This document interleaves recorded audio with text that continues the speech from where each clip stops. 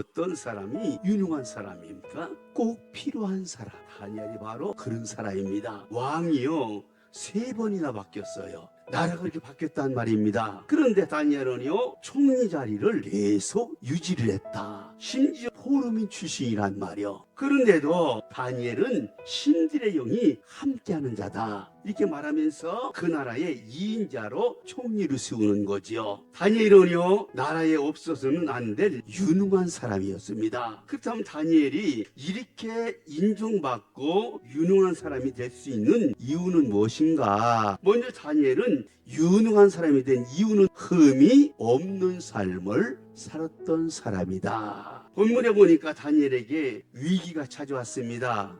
다니엘을 시기하는 적들이 생긴 거예요. 그들은 다니엘을 총리의 자리에서 어떻게 끌어내고자 고발할 근거를 찾으려고 혈안이 했었습니다. 그러나 아무리 찾아봐도 다니엘을 고발할 근거를 찾지 못한 거예요. 그럼 그 이유가 뭡니까? 정직한 삶을 살았기 때문이다. 다니엘은요 항상 하나님을 의식하면서 살아왔다고. 그래서요 모든 일을 정직하게 행할 수 있었지요. 성도에게 있어서 출세보다 더 중요한 것이 뭔가? 깨끗한 하나님의 자녀로 살아가는 것이 더 중요하다는 사실을 잊지 않았으면 좋겠습니다. 그런 삶에 하나님 함께한다는 말입니다. 두 번째로 다니엘 복을 주신 이유는요 다니엘은 신앙에 있어서 타협하지 않았던 사람이다. 다니엘을 고발하려고 했는데 실패한 적들은요 이번에는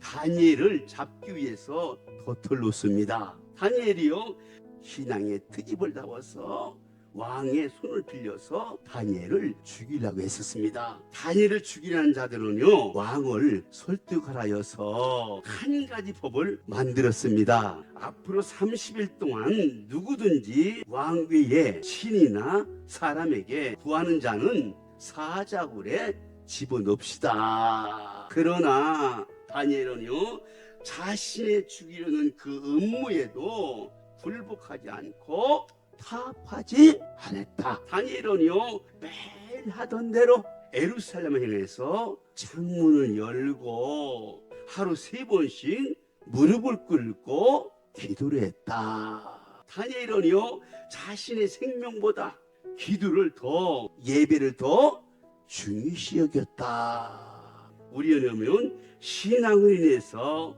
어려움을 당하는 것을 손해를 보는 것을 우리는 주저하고 있지 않습니까? 그래서 세상에 나가 살아가면서 때로는요 신앙생활을 타버려요. 우리에게도 여러분 다니엘 같은 신앙에 이런 강단이 필요한 줄 믿습니다. 신앙을 위해서 어려움 온다면 기꺼이 내가 감수해야 되겠다. 이런 강단이 필요하단 말입니다. 이런 신앙을요 하나님이 기뻐한대요.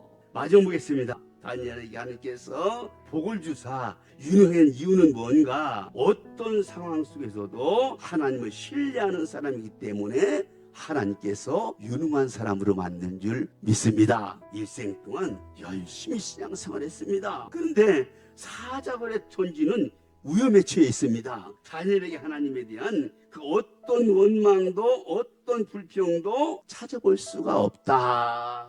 전에 하던 대로 하루 3번씩 무릎을 꿇고 기도하며 그의 하나님께 감사였더라. 지금까지 하시는 삶을 선하심과 인자하심으로 인도하신 하나님을 전적으로 다니엘은 신뢰한 사람이다. 어려운 가운데서 건져주실 하나님 아니하실지라도 이 일을 통해서 이루실 하나님의 뜻을 신뢰하면서 다니엘은 하나님께 감사 기도를 했다. 그리고 기꺼이 사자굴 속에 들어간다. 하나님을요 전적으로 신뢰할 줄 아는 우리 모두가 됐으면 좋겠습니다. 하나님의 선하심 그 인자하심을요 우리 믿는 거예요. 이것을 믿을 때 우리는 어떤 상황 속에서도 뭡니까? 그리 아니하실지라도 하나님께 감사할 수 있다. 하나님께서 다니엘의 믿음대로 역사를 하십니다. 하나님께서는요 다니엘을 십자가의 굴에서 건져질 뿐만 아니라 하나님의 이름이 온 땅에 찬양을 받게 했다. 정직하게 삽시다. 신앙만큼 어려운 타협하지 맙시다. 어떤 상황 속에서도 하나님을 신뢰하시기를 바랍니다. 하나님께서 복 주시고 함께 하시는 그 삶이 돼서 꼭 필요한 사람, 유능한 사람으로 세상을 사랑하는 성도님들과 제가 되기를 주의 이름으로 축원합니다.